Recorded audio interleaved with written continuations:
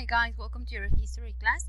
Today we're going to check the topic, the bipolar world, and we're going to start with this, okay? So please pay attention. Si no pudiste tomar la clase de hoy por medio de Meet, no te preocupes, aquí está el video para que puedas contestar los cuestionarios que te dejo al finalizar, ¿ok? ¿Qué fue lo que vimos? Bueno, vamos a comenzar.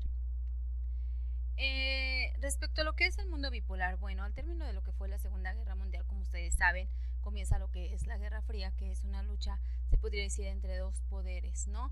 Que como lo pueden observar en la imagen es entre la Unión Soviética y Estados Unidos.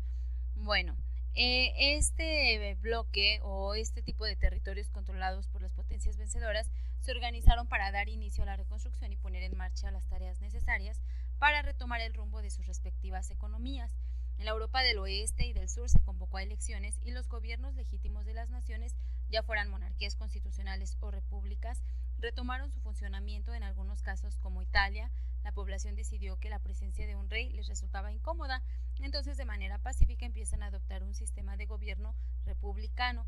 ¿Qué sucede en Japón? Bueno, en Japón el emperador, debido a aceptar la constitución que le imponían los estadounidenses, pues tuvo que perder todo su poder y la conducción del Estado pasó a un parlamento el cual fue elegido democráticamente.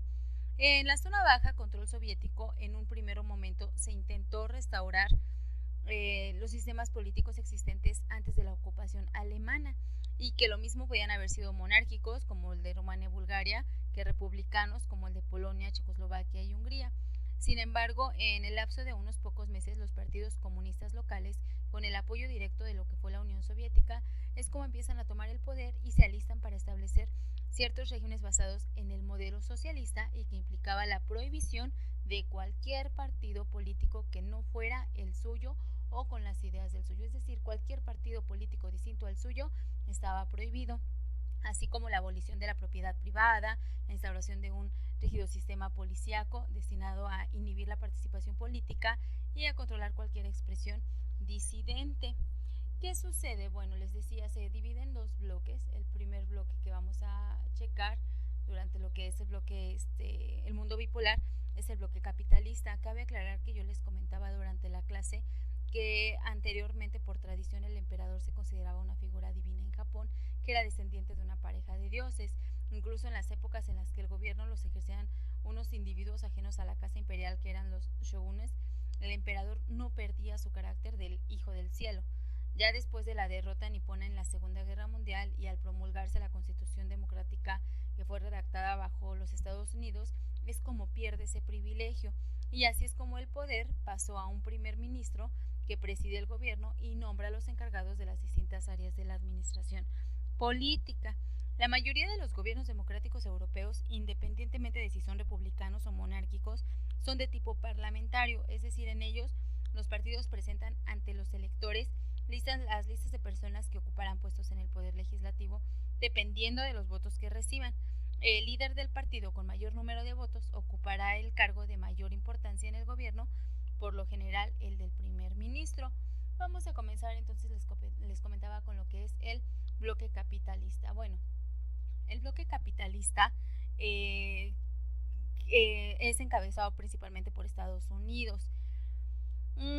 Con sus distintas variantes, algunas naciones eran agrupadas por este encabezador, que era Estados Unidos, les repito. El modo correcto de acceder a la felicidad y el progreso se les conocía a ellos porque eran naciones muy libres. Ellos fomentaban la libertad a la competencia, al mercado, al respeto. De hecho, ellos mismos respetaban la libertad de expresión, de creencia, de pensamiento, de asociación, de reunión, de movimiento, de trabajo. Es decir, las libertades eran como que el fundamento a su creencia, a su ley. Eso no quiere decir que este bloque liderado por los estadounidenses fuera homogéneo. En su interior se daban cita a las mismas monarquías, las monarquías con una clara vocación democrática y liberal, ejemplo Holanda y Bélgica, pero se aferraban con todas sus fuerzas a los restos de sus imperios coloniales, que repúblicas en las que la democracia no pasaba de ser una aspiración y una consigna repetida en los discursos oficiales, ejemplo la porción de América Latina que poseía regímenes presidencialistas, o las dictaduras de todo tipo como España, Chile, Argentina, o los gobiernos parlamentarios moderados como Dinamarca, Alemania del Oeste. En fin, A lo largo de los años, este bloque capitalista crea una serie de organismos internacionales para defenderse de sus antagonistas y reforzar la unión entre sus miembros. La primera organización que ellos crean es la de la OTAN. En esta organización, o mejor conocida como la Organización del Tratado del Atlántico Norte, participan algunos miembros que son Canadá, países de Europa Occidental. Ellos son los que, obviamente Estados Unidos, son los que le dan forma en el año de 1949, y para coordinar sus esfuerzos defensivos y hacer frente a cualquier amenaza que lanzaran los soviéticos y sus aliados estaba esta organización. Un año después, 6 naciones europeas, que fueron Francia, Holanda, Bélgica, Luxemburgo, Italia y Alemania Occidental, crearon la Comunidad Europea del Carbón y del Acero. Más tarde le cambiaron el nombre al Mercado Común Europeo, que fueron los antecesores de la Unión Europea, a fin de agilizar sus intercambios mercantiles. En el ámbito latinoamericano, los estadounidenses crearon en 1961 la Alianza para el Progreso, mediante la cual se aseguraría la lealtad de las naciones del continente, a las que ellos consideraban como su patio trasero y que por lo mismo debían mantener bajo control, al otorgarles ya sean créditos, financiamientos, ayuda técnica para elevar su productividad. En fin, el objetivo era que ellos sintieran o recibieran esa ayuda para poder salir de ese atraso en el que ellos se encontraban. De ahí tenemos el bloque socialista.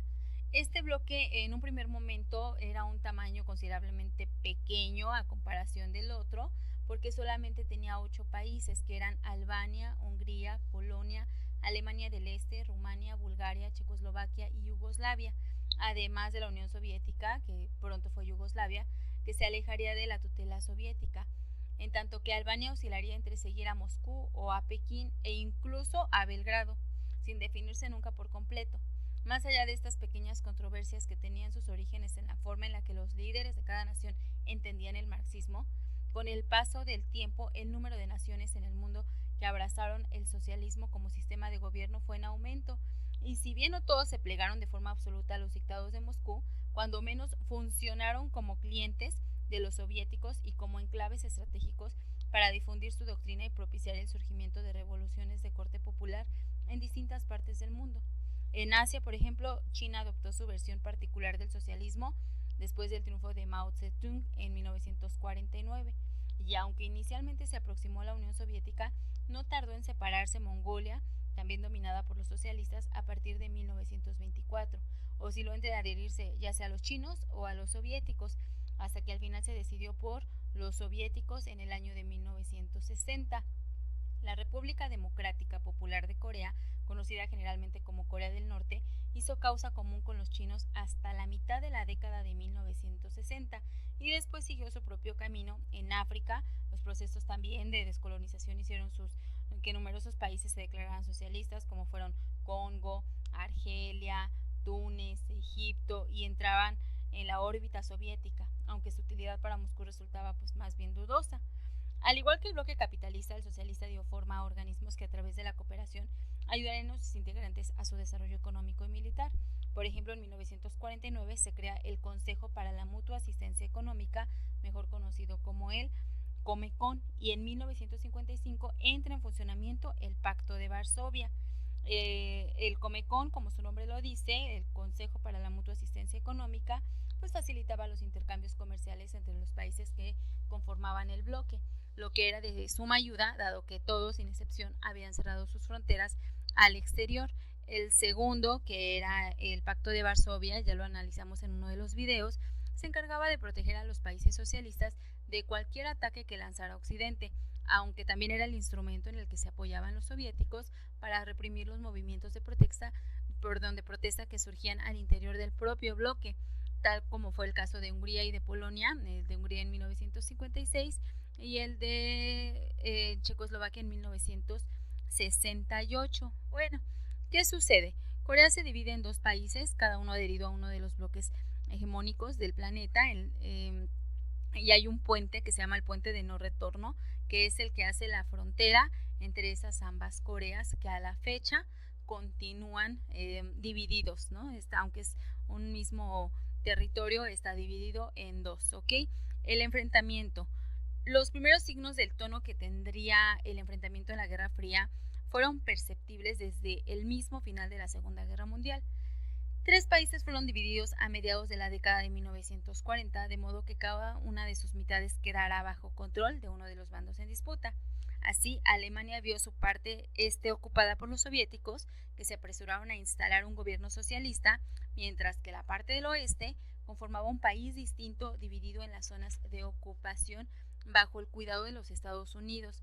Francia y el Reino Unido, en tanto Corea se dividió en una mitad norte, regida por los socialistas, aliados primero de Moscú, como ya lo habíamos platicado, más tarde China y al final ninguno de los dos.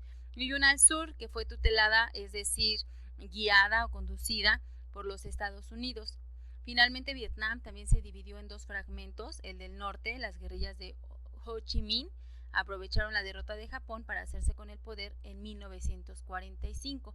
Aunque debieron luchar contra los franceses durante 9 años para consolidar su dominio sobre la región, a la derrota de estos los guerrilleros conservaron el poder en el norte, mientras que en el sur se creó un país protegido por los Estados Unidos.